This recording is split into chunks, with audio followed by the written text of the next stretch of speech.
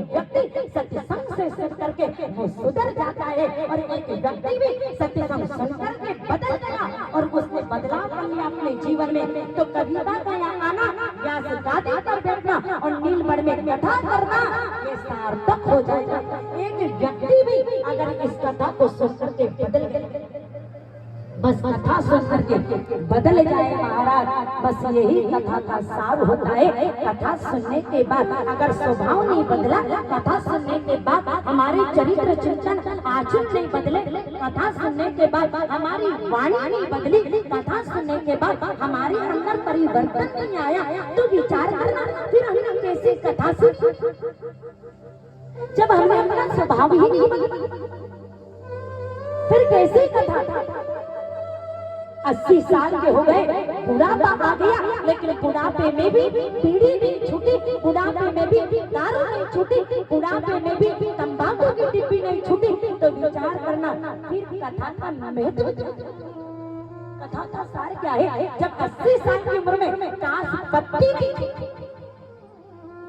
क्यों बिगाड़ रही अपना जीवन। कई लोगों के प्राण ताश पत्ती खेलते खेलते निकल गए, कई लोगों के प्राण बीड़ी पीते पीते निकल गए। बहुत जगह जाकर के हमने देखा, दादाजी की तस्वीर सामने रखी और उनकी तस्वीर के सामने ताश पत्ती रखी, बिंडल रखा। हमने पूछ लिया, दादाजी की तस्वीर के सामने आपने ताश पत्ती क्यों रखी, आपने बीड़ी क्यों रखी। घर परिवार के लोगों ने कहा, हमारे दादाजी है ना, वो ताश पत्ती खेलते थे, बीड़ी पीते थे और उनके प्राण बीड़ी ताश पत्ती खेलते खेलते निकले। अगर इनकी तस्वीर के सामने हम अगर ये ताश पत्ती नहीं रखे, बीड़ी का बिंडल नहीं रखे, तो इनकी आत्मा हमारा घर में भटके। विचार करना, सोचना चाहिए। कथा सुनने के बाद अगर नहीं सुधरे तो फिर कथा किसका।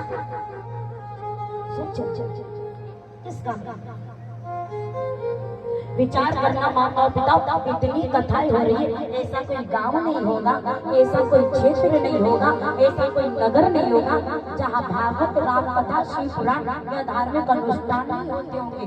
लेकिन फिर भी क्या गौ माता का कटना कम हो रहा है, क्या बलात्कार बंद हो रहा है, क्यों बनाए जा रहे वृद्धाश्रम, क्या आवश्यकता हो रही है। जो माता पिता 5-5 बेटे बहू को पाल देते हैं, 5-5 बेटों को पढ़ा लिखा करके लायक बना देते हैं, महल बना करके दे देते हैं, उस महल में, उस मकान में, उस बिल्डिंग में क्या पूरे माता पिता के लिए एक कमरा, 5-5 बेटे होकर के एक माँ ने पाल दिया, एक पिता ने सारी संपत्ति दे दी, सारा सब कुछ दे दिया। वो बूढ़े माता पिता की आज 5-5 बेटे मिलकर के भी सेवा नहीं कर पाते। सोचो क्यों बनाए जा रही वृद्धाश्रम, क्या जरूरत हो गई। आज कहीं बुजुर्ग माता पिता ऐसे मिलेंगे कि उनकी सेवा के लिए, उनको रखने के लिए एक बेटा तैयार है, ऐसी माता यहाँ मिलेंगे। फिर यहाँ की बात नहीं कर रही हूँ, नीलमणि तो ये देवभूमि तपोभूमि है, ये गांव बहुत प्यारा है, यहाँ तो माता पिता की खूब सेवा हो रही है, दादा दादाजियों की खूब सेवा हो रही है। कथा में आई हो ना माताओं, आपके बेटे का जन्म दिवस है ना, आपके बेटे को केक मत बंटवाओ, जन्म